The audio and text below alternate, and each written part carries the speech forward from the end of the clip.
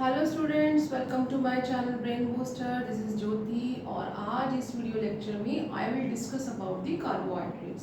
So let's begin today's topic that is the carbohydrates, जो कि हमारा क्लास 12th का चैप्टर 14 बायोमोलिक्यूल का सब टॉपिक है, that is the carbohydrates. So what are the carbohydrates? So we can all carbohydrates are also known by the name saccharides. Saccharide का मतलब क्या होता है? Means sugar. Saccharides and saccharides means sugar. हम carbohydrate को sugar के नाम से या सैकराइड्स के नाम से भी जानते हैं, carbohydrates. These can be also known as hydrates of carbon. इन्हें हम लोग हाइड्रेट्स ऑफ कार्बन के नाम से भी जानेंगे, hydrates of carbon. Hydrates mean what? Means water. Hydrates of carbon means water molecule in carbon. So carbohydrates can also be known as saccharide. Saccharide का मतलब होता है sugar. Carbohydrates also known as hydrates of carbon means how many water molecule present with the carbon. Carbohydrates they can be have a general formula CX water. Why? Because as I said hydrates of carbon, तो carbon में कितने water molecule है? अगर हम यहाँ पे glucose का formula ले लें, ग्लूकोज दैट इज C6H12O6। अगर हम इस फॉर्मूले को देखें तो C6H2O मीन्स जो वाटर है, वाटर के कितने मॉलिक्यूल है यहाँ पे? 2। तो हम अगर इसे कट भी कर देते हैं then what we will get? C3H2O। Carbon के 3 एटम है और वाटर का 1 मॉलिक्यूल है। अगर हम बात करें ग्लूकोज की, और we can also say 6 molecule of carbon attach with 2 molecule of water. जो उसका जनरल फॉर्मूला है that is the general formula क्या है? C6H12O6। तो अगर हम हाइड्रेट्स के फॉर्म में लिखेंगे तो C6H2O ट्वाइस, और हम इसे कट भी कर सकते हैं। 3 कार्बन एटम जो है 1 वाटर मॉलिक्यूल के साथ अटैच है। बट इस अगर हम ये जनरल फॉर्मूला लेते हैं तो एसिडिक एसिड जिसका फॉर्मूला जो है CH3COOH, ये हमारे पास एसिडिक एसिड है, एसिडिक एसिड, ये भी इस फॉर्मूले को कवर कर रही है। C यहाँ पे अगर हम देखें तो C2 है और H टोटल 4 है, H4 और O यहाँ पे 2 है। अगर हम देखें तो C2H2O ट्वाइस। इस फॉर्मूले के अकॉर्डिंग एसिडिक एसिड भी इस फॉर्मूले में फिट हो रही है। तो वी कांट से कि कार्बोहाइड्रेट का जनरल फॉर्मूला जो है इस तरह से हो सकता है। तो ये इसलिए हम इसकी बेटर डेफिनेशन क्या देते हैं? सो कार्बोहाइड्रेट की बेटर डेफिनेशन क्या हो जाएगी? They can be optically active polyhydroxy aldehyde और कीटोन। और we can say carbohydrates are the compounds which will provide polyhydroxyaldehyde ketone on their hydrolysis। तो हम इनकी डेफिनेशन, कार्बोहाइड्रेट की डेफिनेशन लिख सकते हैं optically active. Optically active means this compound can rotate plane polarised light either into right और left. So optically active polyhydroxyaldehyde और ketone. तो या फिर हम ऐसे लिख सकते हैं, एक और हम इसको डिफाइन कर सकते हैं, like carbohydrates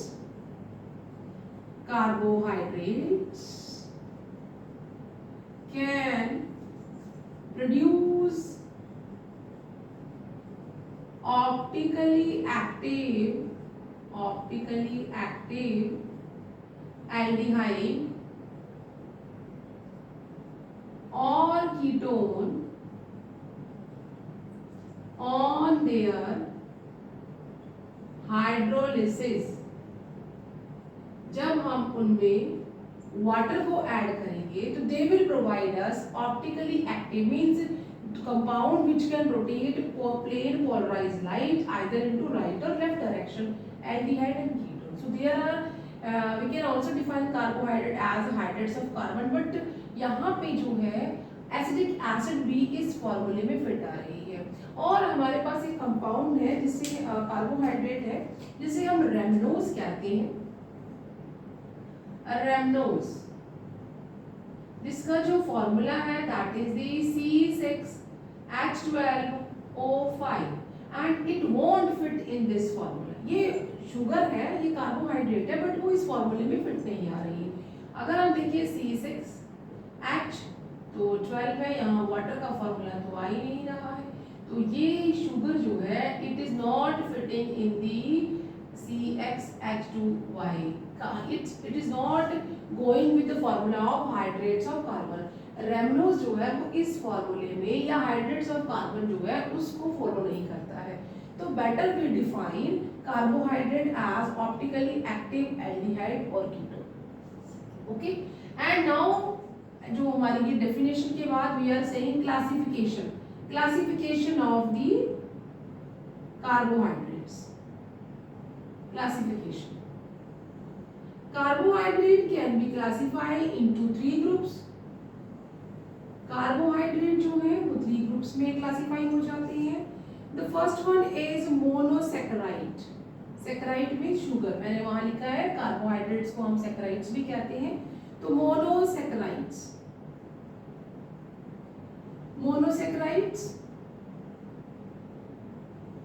these sugar cannot break into simpler compounds on their hydrolysis. Monosaccharide ये हमें एक ही यूनिट देगा शुगर की, अगर हम इसमें वाटर की एडिशन करते हैं तो ये और सिंपल शुगर में डिवाइड नहीं होगा। तो हम लिख सकते हैं इसको, या हम पहले हम लिख लेते हैं लाइक दीज शुगर्स और these carbohydrates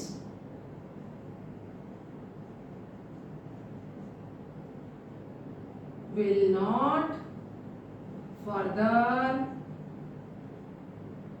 give sugar units on their hydrolysis। अगर हम इस शुगर में इन कार्बोहाइड्रेट्स में वाटर का एडअप करें तो हमें सिंपलर शुगर और नहीं मिलेंगे। एग्जाम्पल, यहाँ पे अगर हम एग्जाम्पल ले लें तो यहाँ पे एग्जाम्पल हमारे पास क्या आ जाएगा, ग्लूकोज जो कि एक मोनोसेक्राइड है जिसका फॉर्मूला क्या है C6H12O6। इससे ज़्यादा सिंपल शुगर हमें या सिंपल और शुगर यूनिट नहीं मिल सकती। और यहाँ पे आ सकता है राइबोज और यहाँ पे साथ में आ सकता है फ्रक्टोज। अगर हम इन शुगर में वाटर का एडिशन करें तो हमें इससे ज़्यादा सिंपलेस्ट यूनिट नहीं मिलेगी। The second type of sugar is oligosaccharides. The second type is oligosaccharides. Oligosaccharides जब दो मोनोसैकेराइड्स 2 से लेके 10 तक आपस में ज्वाइन हो जाए, या हम कह सकते हैं इन सैकेराइड्स में अगर हम वाटर डालें, इनका हाइड्रोलिसिस करें तो हमें 2 यूनिट, 3 यूनिट, 4 यूनिट, 5 यूनिट मिल सकती है। तो यहाँ पे इसको किस तरह से डिफाइन करेंगे, दीज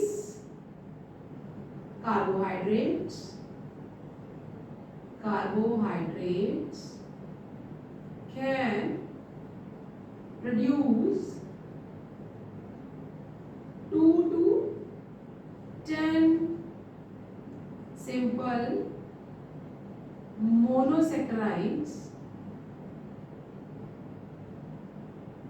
on their hydrolysis। अगर हम इन शुगर में, इन कार्बोहाइड्रेट में पानी डालें, हाइड्रोलिसिस करें तो हमें 2 से लेके 10 यूनिट तक मिल सकती है। तो यहाँ पे हम एग्जाम्पल किसका दे देंगे, एग्जाम्पल है सुक्रोज। और सुक्रोज हमें क्या देगा, सुक्रोज हमें 2 यूनिट देगा, एक देगा फ्रक्टोज की और दूसरी हमें देगा ग्लूकोज की। ये डाइसेक्राइड है, हमें 1 यूनिट फ्रक्टोज की और 1 यूनिट ग्लूकोज की देगा।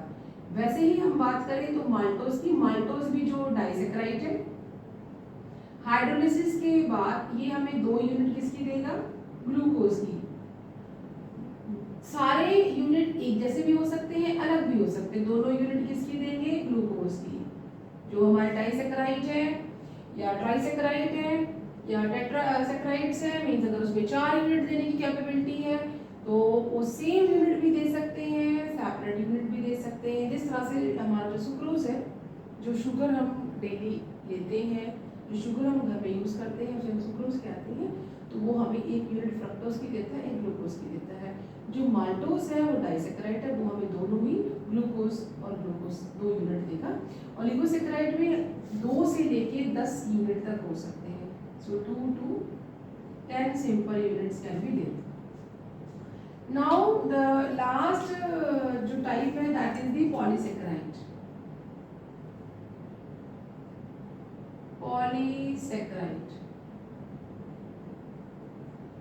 These type of sugar provide many more than 10 many unit on their hydrolysis. तो हम यहाँ पे से इस तरह से डिफाइन करेंगे, these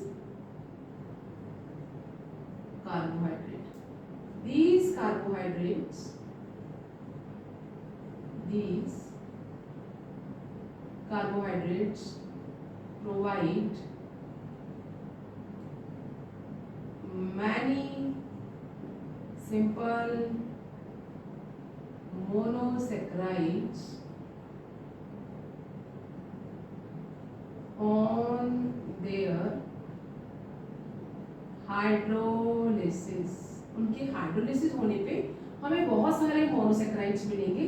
अगर हम यहाँ पे एग्जांपल देखें, example gum, glycogen,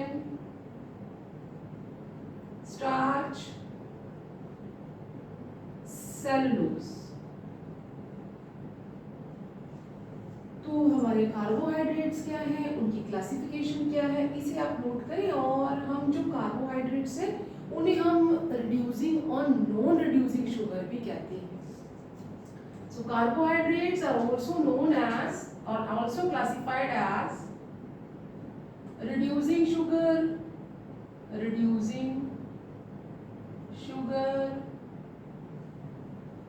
and non-reducing sugar। जैसे मैंने यहाँ पे लिखा है, जो कार्बोहाइड्रेट्स है they are optically active aldehyde और कीटोन। अगर कार्बोहाइड्रेट फेलिक सॉल्यूशन या टाउलेंस रिएजेंट को रिड्यूस कर देते हैं, उसके साथ रिएक्ट करते हैं, तो we can say reducing sugar. And if they are not giving any test with the Fehling solution and Tollens reagent, we can say they are non reducing sugar. तो जितने भी ऑप्टिकली एक्टिव एल्डिहाइड होंगे they are reducing sugar, जितने भी optically active ketones होंगे they are non reducing sugar. But जो monosaccharides हैं, चाहे वो एल्डिहाइड हो चाहे वो कीटोन हो, they all are reducing sugar. तो हम यहाँ पे इस तरह से लिख सकते हैं रिड्यूसिंग शुगर। So